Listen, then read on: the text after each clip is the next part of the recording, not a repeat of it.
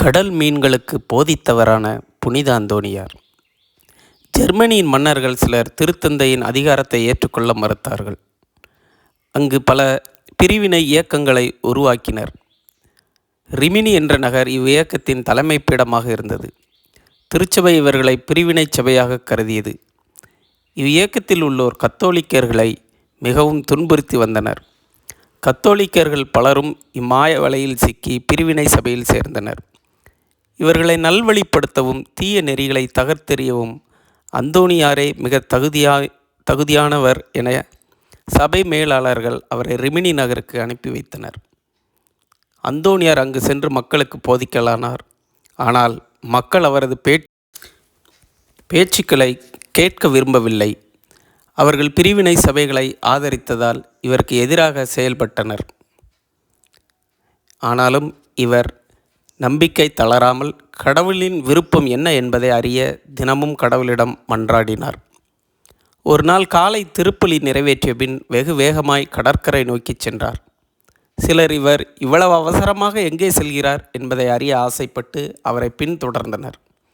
அவர் கடற்கரையை அடைந்ததும் தமது கரங்களை கடல் மேல் உயர்த்தி உரத்த குரலில், "ஓ கடல்வாழ் மீன்களே, நீவிர் யான் சொல்வதற்கு செவிசாய்ப்பீர்களாக.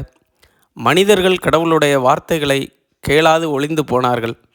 ஆகவே இறை வார்த்தைகளை உங்களுக்கு போதிக்கவே நான் இங்கு வந்தேன்" என போதிக்கத் தொடங்கினார்.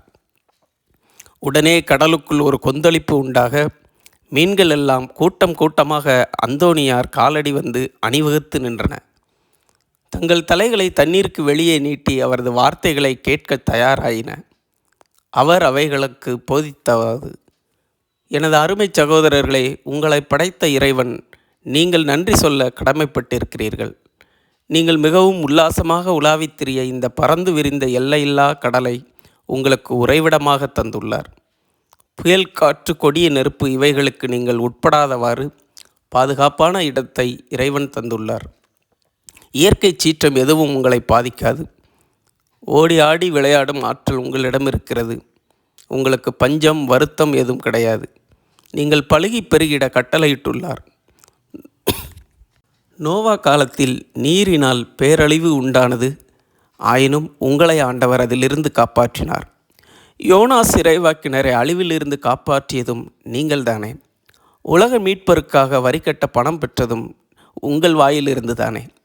உயிர்த்த இயேசுவுக்கு உணவானதும் நீங்கள்தானே. உங்களுக்காக இவ்வளவு கிருபை செய்த ஆண்டவரை வாழ்த்துங்கள், போற்றுங்கள்" என்றார். தூயவர் செய்த இந்த சிற்றுரையை மச்சங்கள் அமைதியாக மெய்மறந்து அசைவற்று கேட்டு மகிழ்ந்தன. இந்த அதிசயத்தை கேள்வியுற்ற மக்கள் அனைவரும் அங்கு திரண்டனர். அந்தோணியார் மக்கள் பக்கம் திரும்பி, "ஓ மக்களே, பகுத்தறிவற்ற இந்த மீன்களை பாருங்கள். தம் சாயலாக படைக்கப்பட்ட மனிதர்களை விட எவ்வளவு ஆசையாக கடவுளின் வார்த்தைக்கு செவிமடுக்கின்றன. நீங்கள் ஏன் கடவுளின் வார்த்தைகளை கேட்க ஆசைப்படுவதில்லை? சிந்தித்து பாருங்கள்" என்றார்.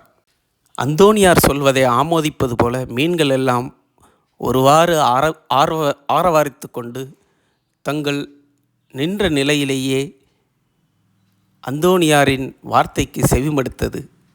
அந்தோணியார் அவர்கள் மேல் சிலுவை அடையாளம் வரைந்து ஆசிர்வதித்து விடை கொடுத்ததும் அமைதியாக கடலுக்குள் சென்று விட்டன.